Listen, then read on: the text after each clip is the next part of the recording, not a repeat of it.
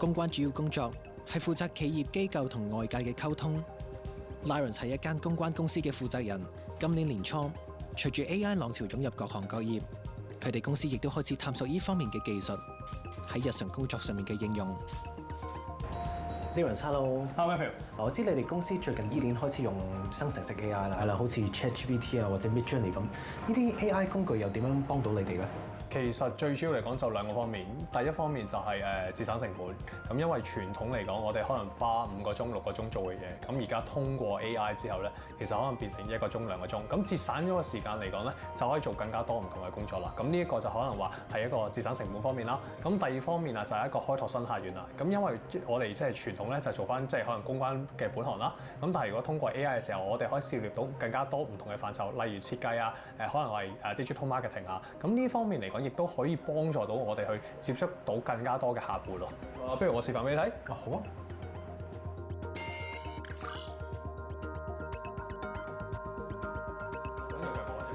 市面上嘅生成式 AI 有好多種，好似一啲圖像生成 AI 咁，只要喺程式打入文字嘅提示，人工智能就可以將文字轉化成圖像。想要漫畫風格，又或者想寫實啲嘅都得，貼合翻唔同客戶嘅需要，方便公司製作海報或者插畫。咁以往我哋好多時係要做一啲叫做 graphics 嘅，一係我哋揾 designer， 一係就我哋上圖庫去揾啦。咁呢兩樣嘢其實第一 designer 咁一定有成本啦，咁或者上圖庫未必有啱心水嘅圖。咁其實我哋用一啲好簡短嘅 prompts， 咁基本上咧已經可以出到嘅。譬如話我哋搞一個叫做一個展覽，嚟緊一個展覽，原本我哋畫一個女仔嘅啫，畫一個女仔嘅 key visual。咁但係用 AI 嘅時候，我哋而家足足畫咗24個女仔出嚟。咁喺呢個情況下嘅話，就係話，我哋又可以多咗好多嘢。當然生成出嚟嘅未必啱你心水，幅相亦都可能出現瑕疵，好似依幅逆線行車咁，就要靠其他人工智能生成軟件嚟進行一啲後製作修改翻。除咗繪圖，一啲 AI chatbot 好似 ChatGPT 咁樣，就直情可以為我哋寫作新聞稿、整 proposal， 甚至為文章進行翻譯。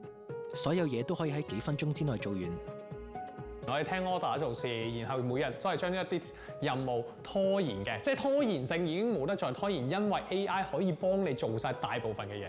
咁所以如果我哋要用 AI 嘅話，拖延症唔會存在㗎。以前你可以拖1日2日去交一份嘢出嚟，嚟緊嘅公司唔會俾你再咁做，因為公司可能都會知道，其實你用 AI 嘅話，你可能3分鐘、5分鐘，甚至係我俾夠你2個鐘，應該都有嘢出到嚟。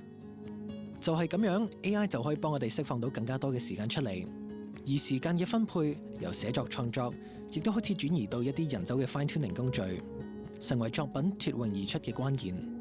因為始終 AI 都係用一個後邊一個大數據庫啦，咁其實有機會出嚟嘅嘢咧會接近嘅。咁點樣令到件事脫穎而出，就好視乎究竟我哋將啲乜嘢擺落去啦。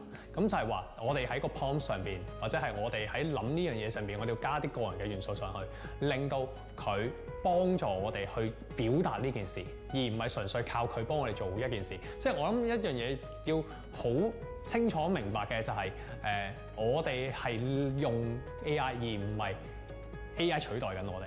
呢個好緊要，我哋始終係有一個後邊嘅 control 喺度嘅，即係我哋入啲乜嘢，佢就會出啲乜嘢，而唔係好啦，我凡事問 AI。